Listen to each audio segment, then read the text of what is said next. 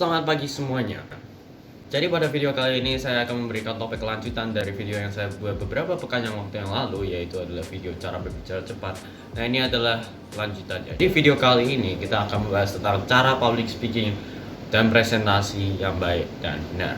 Karena saya tahu rata-rata anak-anak sekarang itu menggunakan PPT, rata-rata kayak orang-orang sekarang kalau misalnya mau lulus itu harus pakai media presentasi. Jadi ini mungkin video yang bagus untuk kalian semua. Apalagi besok saya ada tes presentasi. Jadi buat kalian semua yang kalian itu sedang malu-malu banget, atau kayak orang-orang yang introvert, atau kayak bisa dibilang kayak orang yang kurang pas presentasi itu kayak kurang bagus gitu, selalu kayak ngeliat HP sendiri, selalu kayak gerakannya itu aneh-aneh sendiri. Jadi pada video kali ini saya akan menceritakan cara benarnya, cara agar Anda itu bisa presentasi dengan baik dan menarik, agar atau kalau misalnya mau public speaking kayak bisa menarik dan bisa kayak membuat orang-orang atau audiens itu bisa kayak tertarik untuk melihat Anda. Tujuan dari video ini juga untuk membuat Anda pelajari cara public speaking yang baik benar, agar audiens itu semua bisa tertarik dengan Anda, dan ini bisa membuat kayak performa Anda maksimal dalam menyampaikan sebuah pesan kepada publik. Jadi kita mulai dari cara-caranya. Tips pertama, jangan pernah gegabah dan selalu percaya diri. Ini merupakan tips paling simple, yet paling susah. Karena kenapa?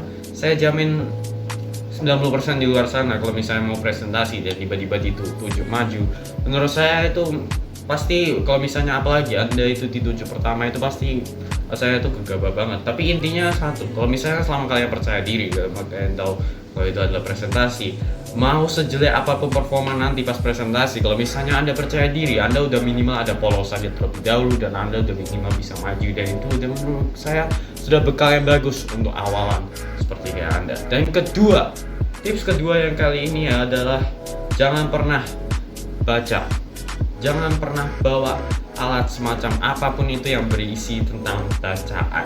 Intinya jangan baca di depan kelas, karena alasannya begini, kalau misalnya Anda baca, Anda itu belum tentu tahu tentang materinya, Anda juga tidak bakal terlihat tertarik oleh audiens kita. Karena alasan ini itu sering sekali banyak terjadi di kelas, yang membuat saya agak sedikit malas jujur untuk melihat teman-teman saya presentasi, karena rata-rata dari mereka tuh selalu bawa handphone ke depan, dan saya tidak tahu cara ngedeskripsinya gimana. Saya tuh jarang banget yang namanya kalau misalnya sekarang itu presentasi bawa HP ke depan, karena menurut saya itu malah menambah beban saya ya. Jadi kalau misalnya Anda bawa HP, lebih baik dikantongin aja, nggak usah bawa bacaan. Ya sampaikanlah kata-kata yang seadanya yang bisa Anda presentasikan, agar membuat kayak PPT itu kayak menarik, atau presentasimu menarik dengan kata-katamu sendiri. Jangan gunakan selalu dengan kata-kata yang ada di bacaan atau di skrip. Ya, gunakanlah kata-katamu sendiri, gunakanlah bahasamu sendiri, just be yourself. Oke, jangan kayak menuntut orang lain untuk kayak bisa kayak deskripsikan sesuai apa yang mereka mau untuk Anda. Oke. Yang ketiga, minimal pahami tentang materi yang Anda ingin berikan. Kalau misalnya Anda tahu materi apa yang Anda ingin berikan, kalau misalnya kalian paham, apalagi dengan gak baca itu, walaupun pressure-nya itu gede banget, tapi menurut saya itu kalau misalnya selama Anda masih paham dengan materi tersebut, itu bakal berjalan dengan mulus. Tidak bakal ada sebuah kayak kendala di sisi manapun itu. Kalau misalnya Anda mendapatkan pertanyaan, ya Anda selama kayak masih paham dengan materinya, Anda masih bisa ngelogika dengan cara kayak misalnya kayak kalau misalnya ada situasi A, Anda jawab aja apa yang menurut Anda bagus untuk situasi A. Walaupun jawabannya aneh, selama Anda masih bisa jawab, itu menurut saya masih oke kalau misalnya untuk kalian. Dan memahami materi ini juga lumayan penting buat kalian semua. Kalau misalnya yang biasanya yang sehari sebelum presentasi nggak pernah baca PPT, atau kayak baca kayak media apapun, atau kayak nggak tahu apa yang Anda ingin sampaikan, minimal ya kayak PPT sebentar sebelum presentasi, dan mulailah kayak baca-baca sedikit. Dan minimal kalau misalnya Anda PPT udah disuruh maju atau udah disuruh presentasi di depan, itu akan minimal Anda tahu apa yang Anda ingin sampaikan dalam media presentasi atau public speaking tersebut. Yang keempat, bahasa tubuh. Bahasa tubuh ini paling sering banget menjadi sebuah gangguan, apalagi kalau dalam media presentasi. Seperti yang saya lakukan sini, bahasa tubuh yang saya lakukan ini termasuk bahasa tubuh yang cukup formal.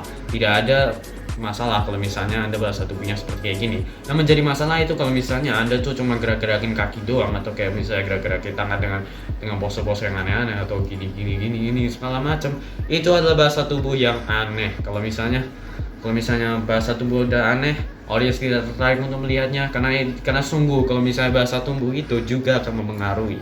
Ya, itu salah satu faktor yang kayak bisa dibilang agak sedikit uncommon untuk masalah presentasi, tapi juga mempengaruhi bagaimana presentasi atau public speaking Anda. Apakah Anda bakal nyaman untuk dilihat oleh orang atau tidak? Karena tujuan dari audiens melihat public speaking sendiri agar mereka itu tertarik melihat presentasi Anda yang menarik, atau kayak public speaking Anda yang menarik. Tujuannya itu adalah adalah membuat audiens menarik. Dan kalau misalnya Anda udah gagal di situ, Anda berarti sama aja udah gagal di public speaking. Yang kelima, kalau misalnya Anda sedang mempresentasikan sesuatu, sampaikanlah detail semua yang kalian tahu. Kalau misalnya kalian tahu apapun itu, pokoknya kayak bicaralah sebanyak-banyaknya apa yang Anda ketahui tentang fakta-fakta atau lainnya, atau kayak sarkas atau kayak jokes around that. Itu menurut saya itu akan membantu biar kayak presentasi Anda itu tidak itu aja, terus masih ada banyak variasi lainnya. Yang keenam, intonasi atau artikulasi yang jelas dan intonasi dengan nada yang konsisten. Misalnya bisa dibilang artikulasi dan intonasi ini sangat berpengaruh dalam masalah presentasi. Kalau misalnya artikulasi dan intonasi sudah bagus, orang lain akan mendengar apa yang Anda sampaikan, dan orang lain bisa kayak mengerti apa yang ini Anda sampaikan. Kalau misalnya artikulasi dan intonasi Anda itu sudah tidak bagus, berarti sama aja kayak mereka nggak tahu apa yang kamu omongin atau kayak kamu ingin sampaikan, karena sungguh bahasanya tidak bisa dimengerti. Dan artikulasi dan intonasi juga penting ya dalam pembicaraan, karena kalau misalnya Anda itu suaranya kurang keras, atau suara Anda terlalu kecil, atau kayak misalnya nadanya terlalu kayak gak teratur dan ngomongnya kayak au, itu akan mempengaruhi sekali dalam masalah nilai. Dan yang terakhir ini adalah yang ketujuh. Menurut saya ini bagian paling gak perlu, tapi menurut saya I have to add in biar buat kayak yang ketujuh, buatlah at least sarcasm atau jokes atau pertanyaan agar itu membuat interaksi Anda dengan audiens. Sebenarnya ini part yang nggak perlu, tapi kalau misalnya Anda mau add in juga boleh biar kayak tidak terlalu intens. Karena biasanya presentasi atau public speaking sendiri situasinya itu terlalu kayak intens, terlalu serius kadang. Dan untuk memecahkan hal serius itu, Anda itu membutuhkan sebuah cara interaksi dengan audiens dengan memberikan sebuah pertanyaan atau jokes atau sarcasm, atau kayak membuat kayak hal yang bisa membuat kayak minimal kayak situasinya agak berbeda sedikit dengan yang biasanya Anda lakukan. Kalau misalnya Anda berhasil untuk mencapai hal tersebut, situasi tersebut tidak akan 100% bakal intens. Dan juga kalau misalnya trik ini sering sekali dilakukan oleh komedian, ya gitu. Ya gimana lagi saya mau ngomongnya. Jadi kalau misalnya tips ini Anda tidak lakukan juga sebenarnya nggak apa-apa, karena kalau misalnya presentasi formal, presentasi tentang skripsi Anda, atau kayak public speaking tentang suatu hal yang cukup serius, ini part yang sebenarnya tidak diperlukan. Tapi kalau misalnya Anda mau add in, sebenarnya boleh sekali ya, boleh sekali.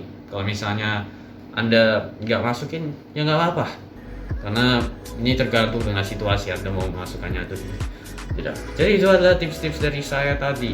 Apakah Anda sekarang bisa public speaking dengan jelas atau kayak presentasi dengan jelas? Komen di video di bawah ini dan jangan lupa like, comment, dan subscribe. Saya Jasar Fita Hayanto. See you in next video. Bye bye.